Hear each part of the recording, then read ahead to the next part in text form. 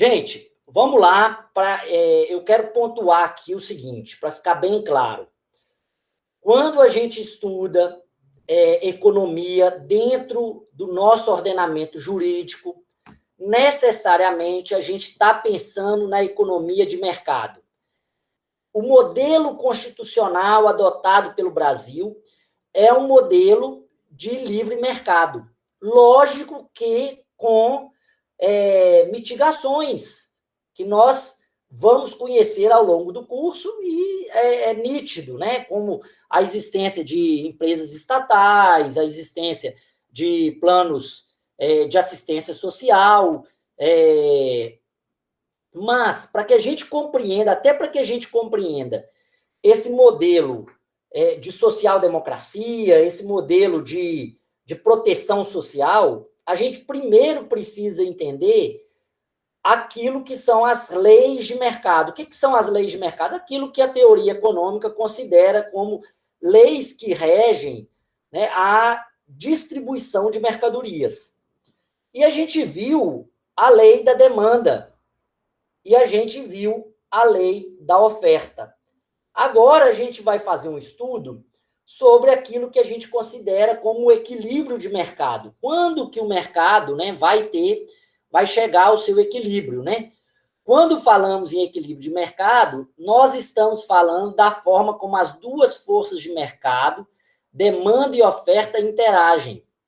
Então, quando eu falo em equilíbrio de mercado,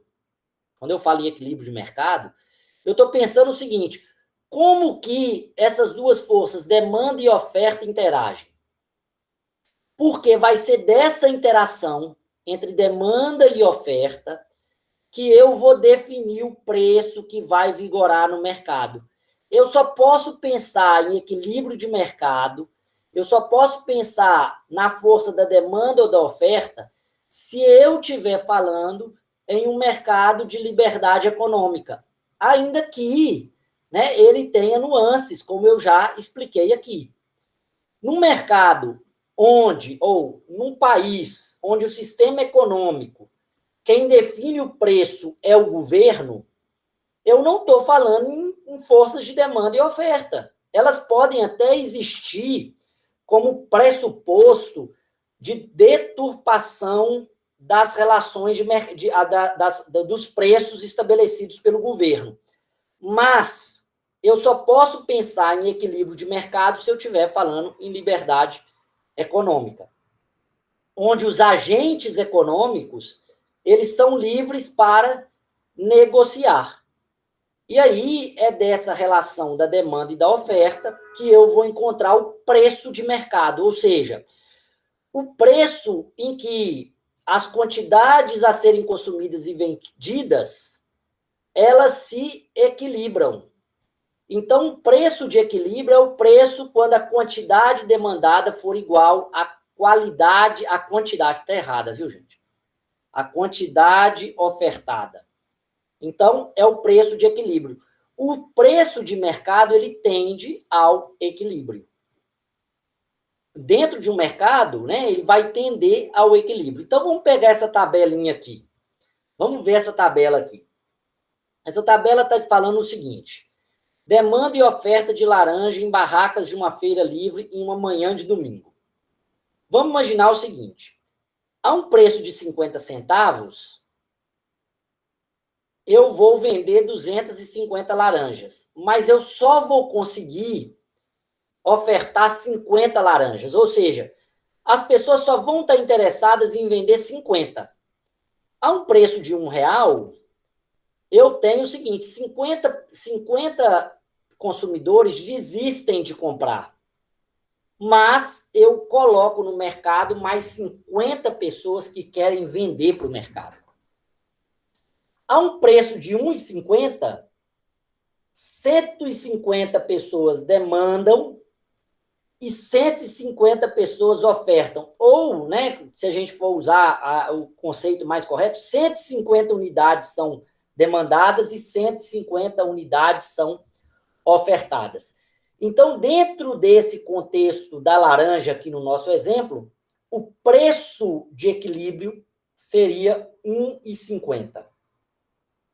Se eu passo para R$2, eu vou ter uma quantidade demandada de 100 e eu vou ter uma quantidade ofertada de 200. Se eu passo o preço para R$2,50, eu tenho uma demanda de R$50, de 50 laranjas, e tenho uma oferta de 250. Deixa eu clarear melhor isso aqui para vocês. Vamos lá. Vamos imaginar a seguinte situação. Eu tenho uma vaca e tenho um boi. Ah, isso aqui é uma vaca. Eu sei que está horroroso, né, mas eu não sei desenhar. E isso aqui é um boi. Vou colocar o chifre aqui. Eu tenho uma. E eu tenho um boi.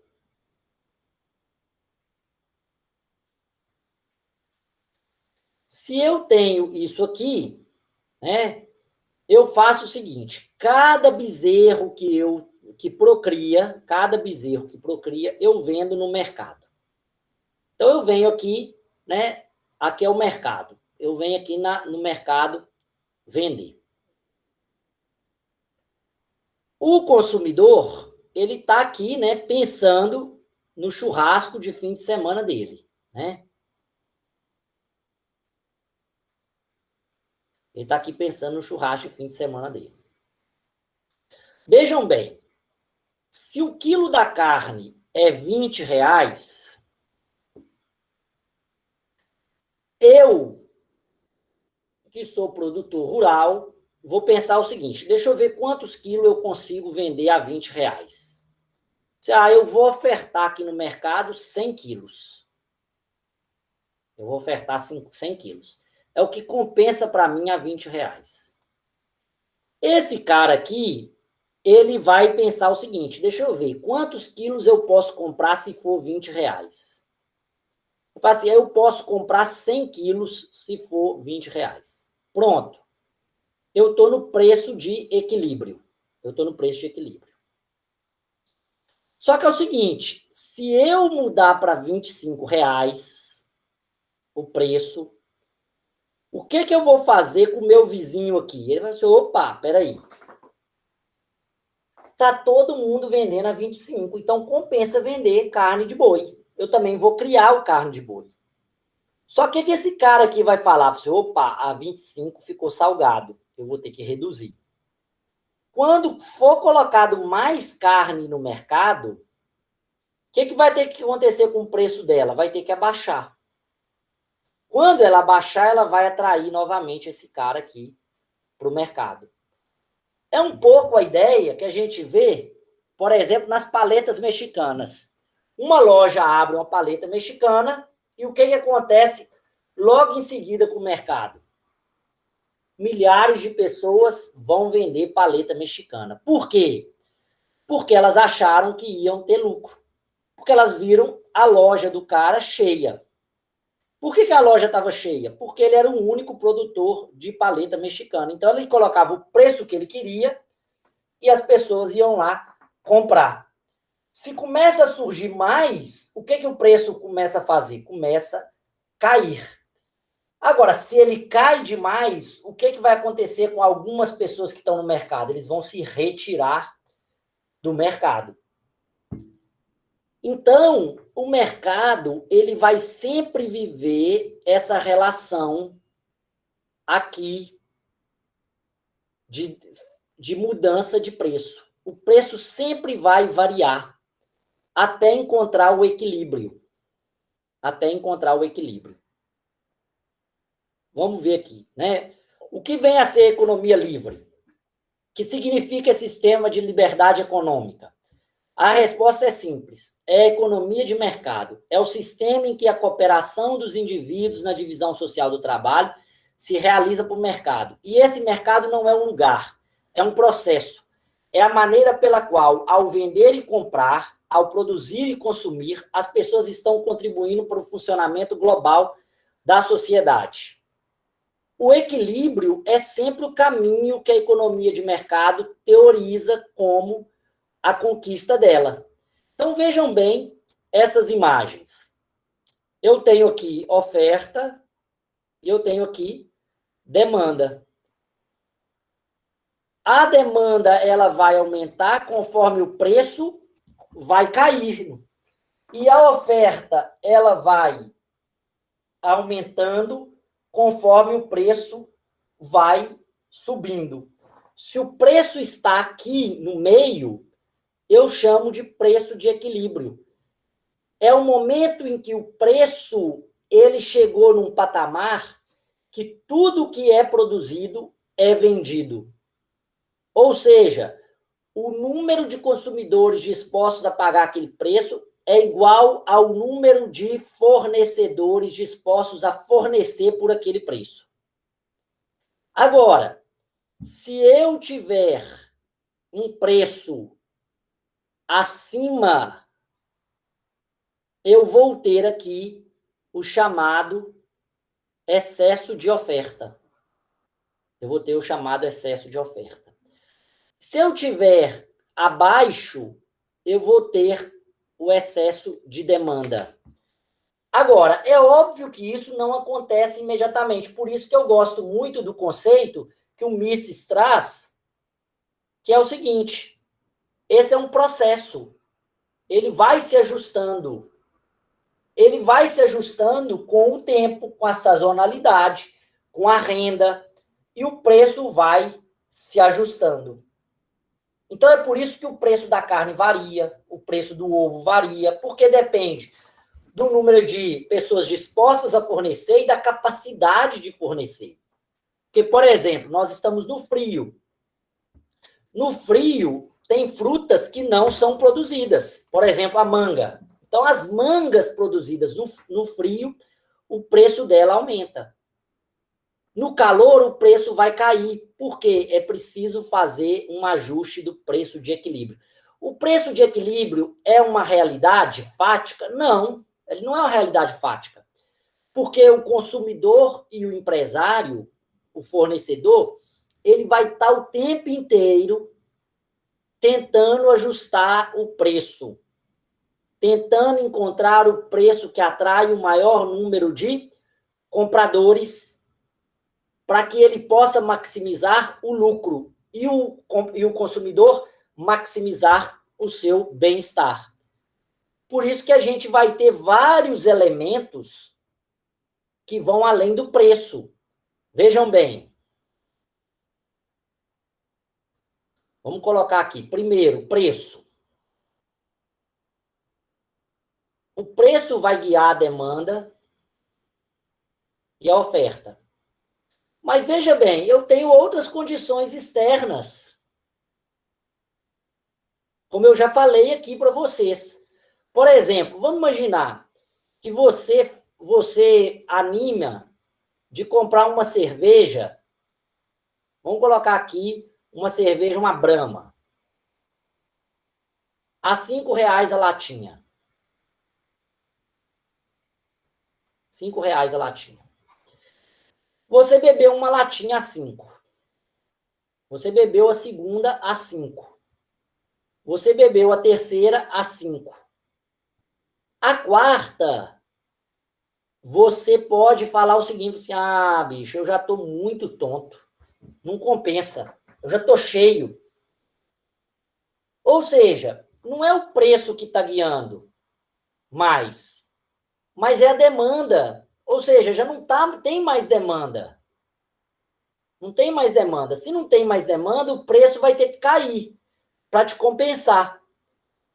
Porque eu não estou animando mais de beber. Veja que outros fatores, além do preço, impactam a demanda e a oferta, que são as características do demandante e do ofertante, as características externas ao preço. Então, por exemplo, eu vi e falo assim, tá frio, eu não vou beber no frio, eu vou beber café. E isso, então, não vai afetar só essa curva aqui, mas vai mudar a própria oferta e a demanda como um todo. E isso vai, obviamente, mudar o preço de equilíbrio. Vejam que essa relação oferta e demanda, para chegar a um equilíbrio, ela é dinâmica. Ela é dinâmica. Porque ela vai depender a cada momento das características do preço e do ambiente externo ao preço. Então, o preço de qualquer mercadoria irá se ajustar de forma a equilibrar a oferta e a demanda do bem disputado. Isso é uma regra econômica. O preço vai se ajustar. Num mercado livre, num mercado em que eu tenho alguns concorrentes e alguns demandadores, ou seja, alguns consumidores, a tendência é que o preço ele se equilibre em relação à oferta e à demanda. Então, o preço ele vai variar ao longo do tempo, conforme as forças de demanda, aqui está errado, viu? E de oferta se modifiquem, ou se a própria demanda e a oferta se alterar. Então, o aumento de demanda eleva o preço e a quantidade de equilíbrio. Uma queda de demanda reduz o preço e a quantidade de equilíbrio. Um aumento de oferta reduz o preço e aumenta a quantidade de equilíbrio. Uma redução de oferta aumenta o preço de equilíbrio e reduz a quantidade de equilíbrio. Então, eu vou ter sempre essa dinâmica da lei de oferta, de demanda e oferta. Sempre vai variar conforme o preço e conforme a quantidade demandada e conforme a quantidade ofertada. Então, vejam bem. Vamos imaginar aqui 1994. 1994. Você ia na loja da Netflix, ou melhor, né, você participava, né, assinava o Netflix, e ele te mandava fitas cassete. Ele te mandava fitas cassete. O que acontecia com o videocassete? A demanda dele aumentava. Logo, aumentava também o preço. O que aconteceu com a internet e com o Netflix streaming? Aqui mais ou menos por volta de 2014. Fez com que a demanda por videocassete diminuísse, logo o preço caísse. Então, vejam bem, muitas vezes, o que determina o preço de equilíbrio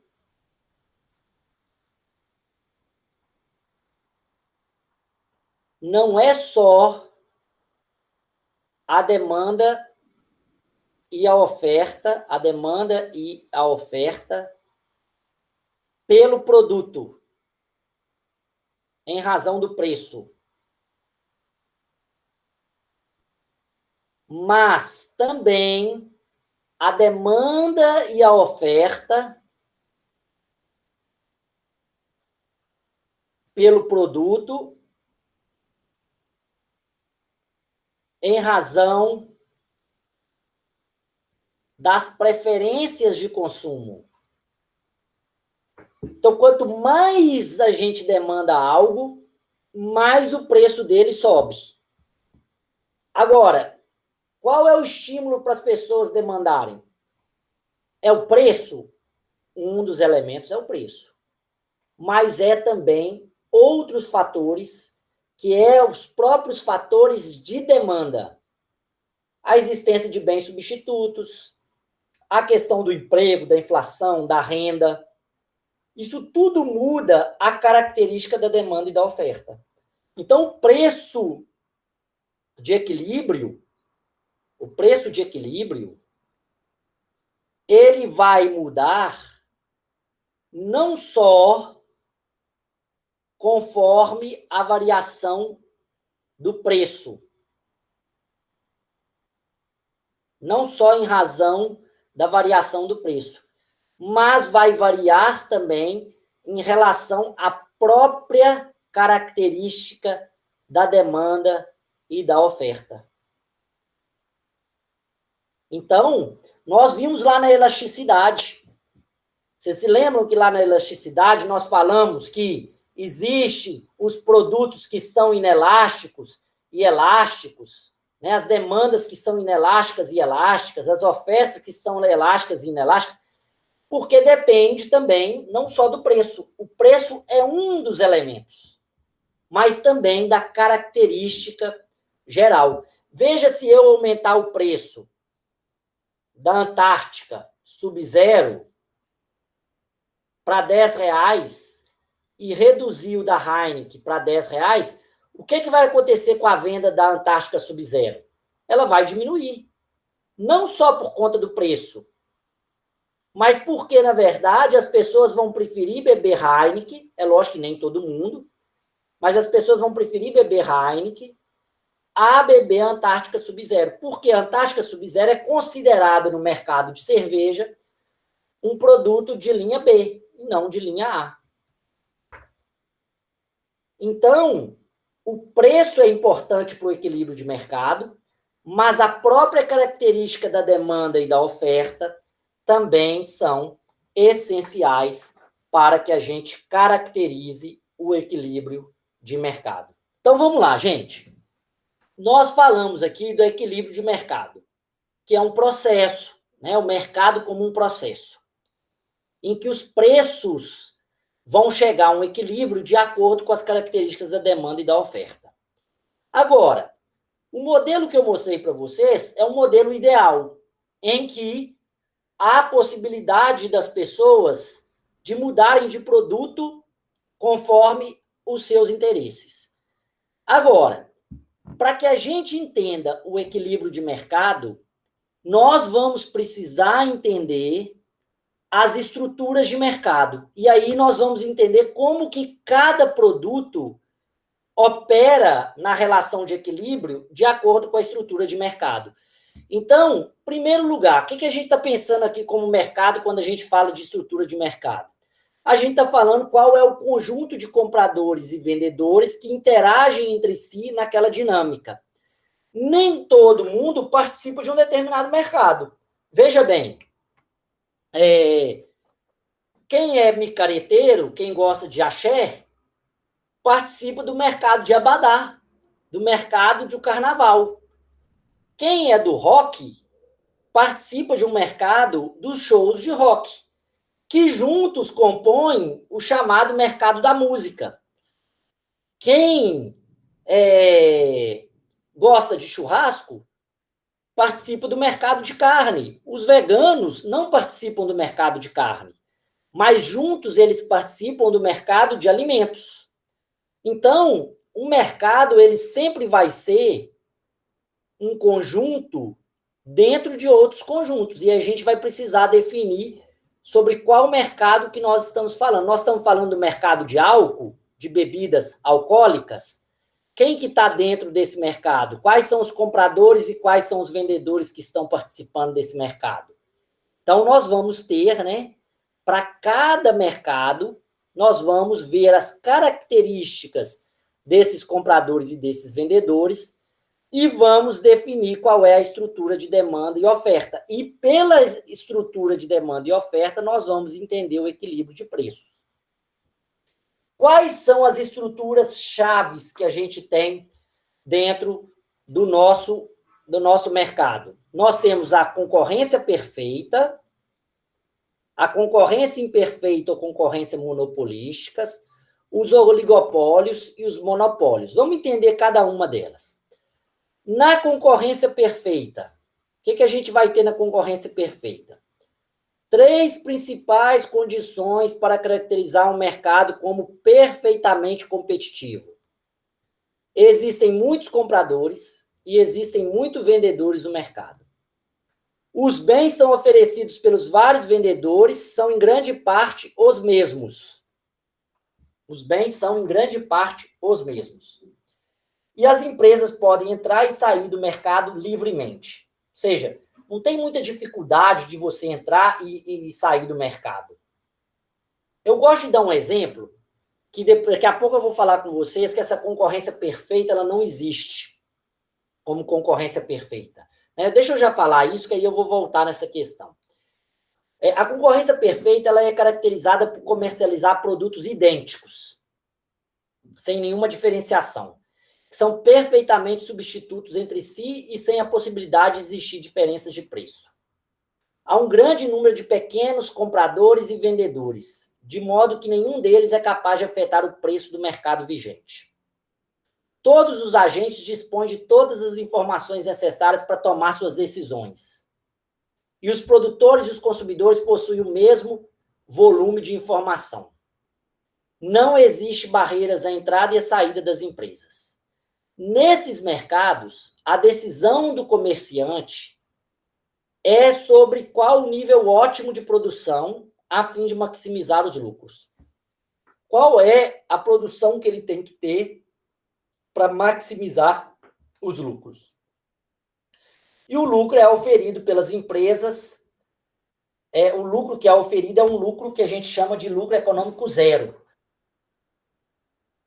Ele é um lucro econômico zero. É que você ganha somente aquilo que você merece dentro do sistema de preço. Você não ganha algo pelo poder de mercado. Você não ganha algo porque você monopolizou. Você não ganha algo porque você reduziu a oferta propositalmente. Você ganha porque você trabalhou. Então, a gente chama de lucro econômico zero. Que, na verdade, você tem lucro, mas você não tem o lucro baseado em outra estratégia que não seja o trabalho, a venda e a compra. Então, caso uma empresa em concorrência perfeita esteja oferindo lucros extraordinários, o que vai acontecer com ela? Ela vai atrair novas empresas para o mercado pelo fato de não existir nenhuma barreira à entrada. A entrada de novas empresas, por sua vez, fará com que o lucro caia a um nível normal. Em tese, é uma abstração teórica, mas eu quero falar de um mercado que eu acho que se assemelha muito com concorrência perfeita. Pelo menos há essa possibilidade. Se você for no centro da cidade, o mercado de lanches e comida, eu considero ele como um mercado de concorrência perfeita. Veja por quê. Vamos ver as características aqui. Existem muitos compradores e vendedores nesse mercado? Dezenas. Existem muitos compradores e vendedores. Tem muito restaurante, tem pizzaria, tem hamburgueria, tem caldo de cana, tem pão de queijo, tem vários que vendem pão de queijo. Os bens oferecidos pelos vários vendedores são em grande parte os mesmos? Sim, em grande parte é a mesma coisa. É arroz e feijão no almoço, pão de queijo, suco de laranja, misto quente, pão. Mas existem vários. Se você chegar meio-dia no centro de Valadares e quiser comer alguma coisa, você tem várias ofertas. E são empresas muito fáceis de abrir e de fechar. Elas têm uma certa liberdade. Basta que você preencha requisitos. Você não precisa ser um grande pizzaiolo, você não precisa ser um grande produtor de carne, você não precisa ser um exímio, um cara que tenha vários conhecimentos sobre pão de queijo, né? Basta que você tenha conhecimentos mínimos. E é daquilo ali, né? Há um mercado, então, de lanches, em que as pessoas ganham lucro, têm um lucro, ganham lucro, mas ninguém é extremamente rico. Né? As pessoas são ali, basicamente, de classe média. Ou seja, conseguem, né, um lucro normal. Não é nada que seja, né? Eu vou fechar aqui, também não vou oferecer pão de queijo.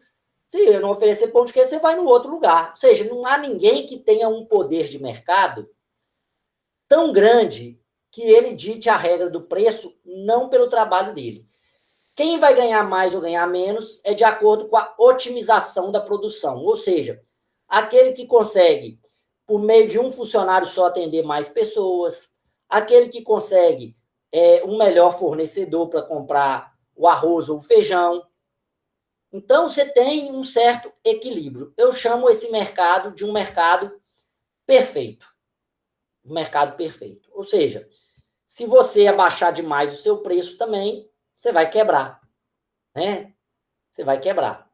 Se você subir demais, você não vai vender, porque vai atrair outros vendedores para aquele produto. Então, a gente está falando aqui de um mercado, de uma concorrência perfeita.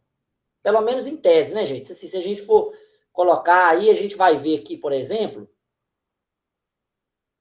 que existe a concorrência imperfeita ou monopolística. A maioria das pessoas falaria que isso é uma concorrência imperfeita ou monopolística. Eu acho também que se a gente ficar esperando uma concorrência perfeita demais, né, nós nunca vamos achar um exemplo. Eu acho que um exemplo bom é de bebida também. Nós temos muita bebida oferecida, né, de vários tipos, cachaça, vodka, cerveja, vários tipos de cerveja, cerveja artesanal, uísque, né? Você vai ter muita variedade. Agora, o que é a concorrência imperfeita ou monopolística? Existe um grande número de pequenas empresas, sendo que cada uma delas oferta um produto com algum grau de diferenciação. Essa diferenciação pode ser objetiva, subjetiva e geográfica, mas que, no entanto, tem substitutos próximos. Como não há barreiras à entrada e existe livre mobilidade dos fatores de produção, o lucro auferido pelas empresas nessa estrutura também é lucro econômico zero. Então, você tem uma concorrência imperfeita, né? Você tem um conjunto, um grande número de pequenas empresas. E eles têm um pequeno grau de diferenciação. Como eu dei o exemplo aqui do mercado de lanches, muitas pessoas falariam o seguinte: ó, Jamil, nós estamos falando aqui de concorrência imperfeita. Tá, tudo bem, mas elas têm, né, muita liberdade. Ou seja, a concorrência imperfeita, ela é uma concorrência quase perfeita, tá? E o que você vai ter, né? Vamos pensar aqui nos postos de combustíveis. Você vai ter aqui uma concorrência monopolística. Elas vendem o mesmo produto, né? Gasolina e álcool. Agora, existe uma diferenciação entre os postos de gasolina. Ou eles vendem da Petrobras, da Shell, ou é uma diferença subjetiva, né? Eu gosto dali, ou é geográfica, né? Eu abasteço no mais próximo, ou é financeira, né? Aquele posto lá me parcela e o outro não parcela. Por isso que eu acho que o mercado de lanche ele é mais perfeito do que imperfeito. Por quê? Porque, inclusive, não é questão financeira, né? As pessoas consomem geralmente em dinheiro, todo mundo permite cartão de crédito, são muitos próximos, não tem nenhuma marca grande que você fala assim, nossa, essa marca aqui é relevante para eu comer ou não. E a qualidade geralmente é a mesma em todos eles, né? Isso é muito personalíssimo, né? Você diferencia. Mas a gente pode falar aqui de uma concorrência imperfeita dos postos de gasolina. Agora, vejam bem, o que acontece com a concorrência no posto de gasolina?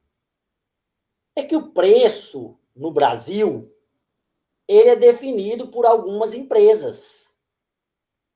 Porque, apesar da gente ter muitos postos de gasolina, de onde que eles compram a gasolina? Eles compram de um conjunto muito pequeno de fornecedores de gasolina. E todos esses compram basicamente da Petrobras. Da Petrobras.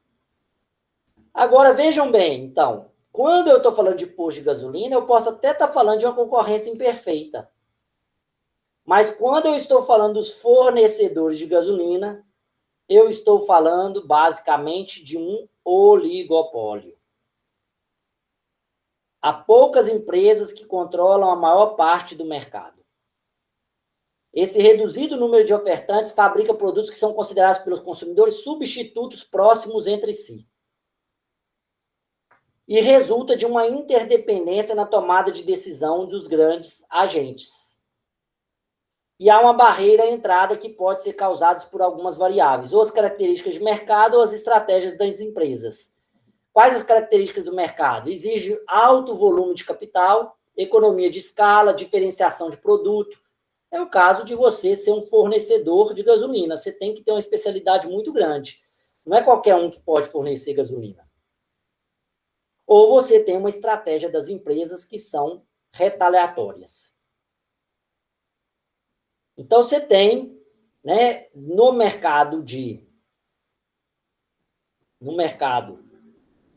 postos de gasolina, você pode ter uma concorrência imperfeita. É lógico, gente, que se eu pegar Belo Horizonte, eu estou falando de muitos postos. Agora, se eu pegar, por exemplo, Itaiumi, eu estou falando de 2 postos.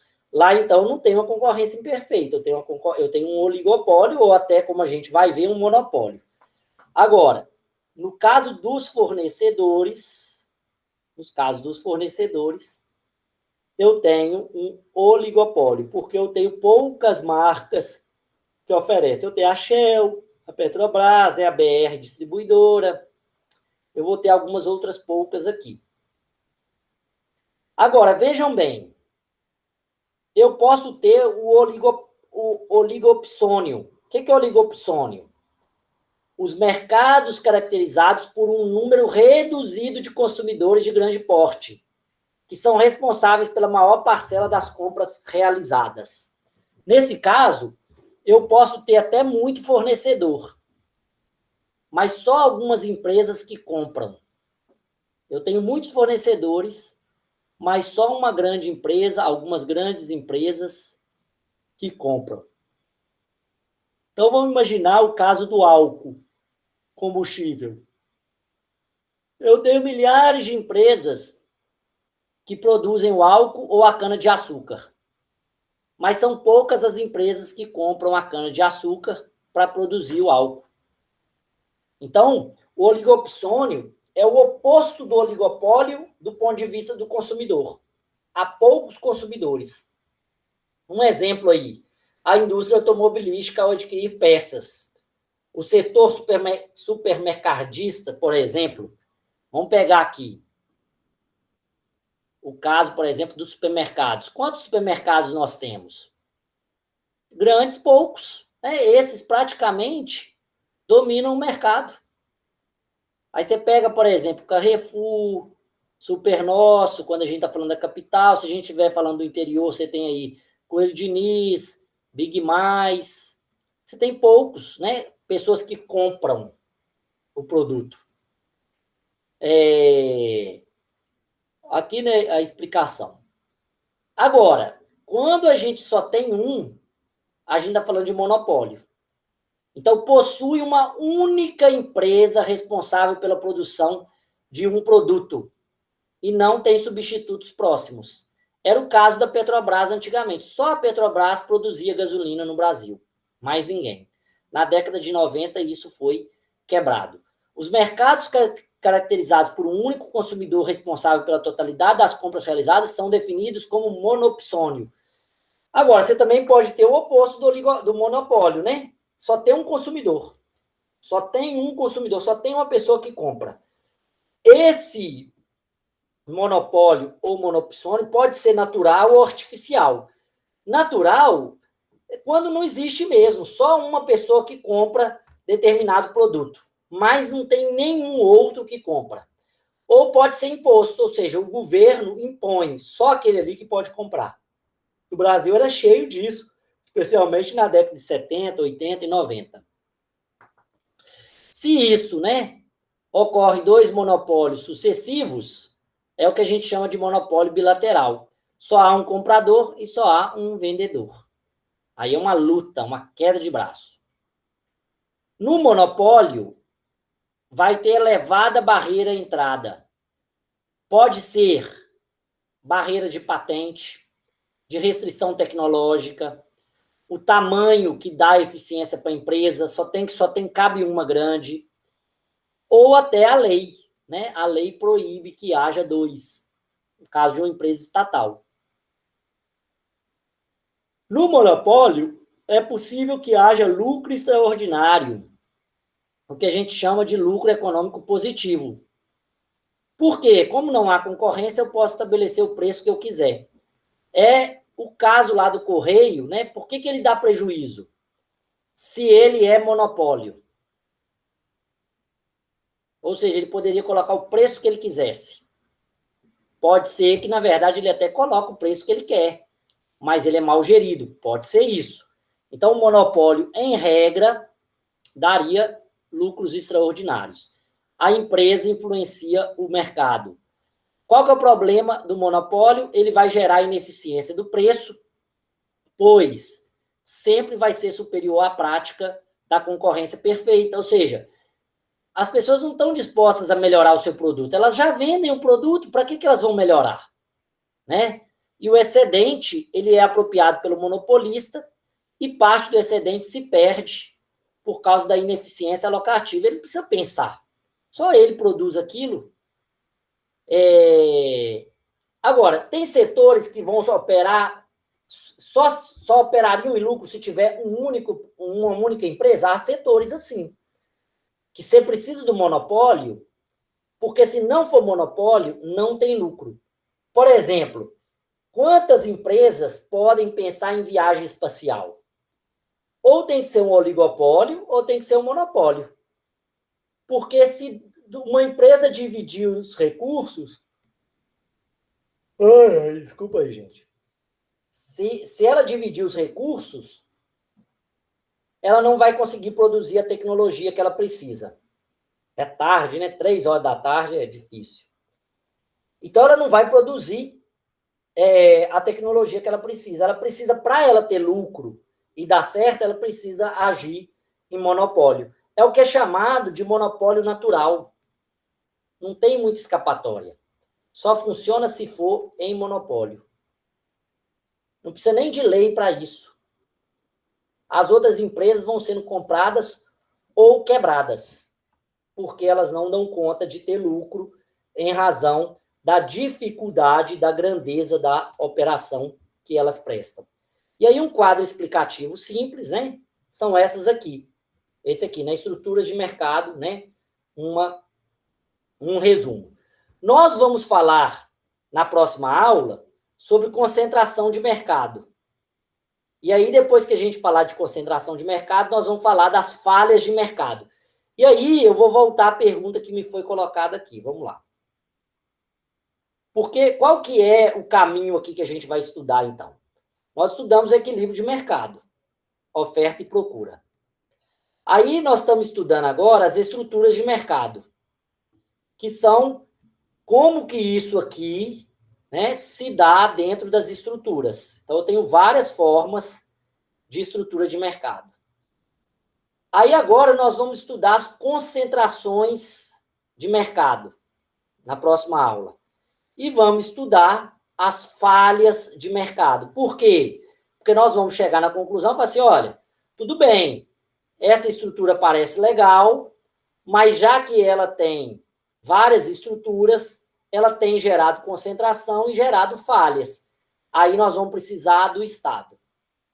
E aí nós vamos falar da intervenção do Estado. Isso tudo aqui, gente, vai ser útil quando vocês estudarem direito econômico. Quando vocês estudarem direito econômico, o professor começar a falar com vocês, vocês vão falar assim, já vi isso em economia.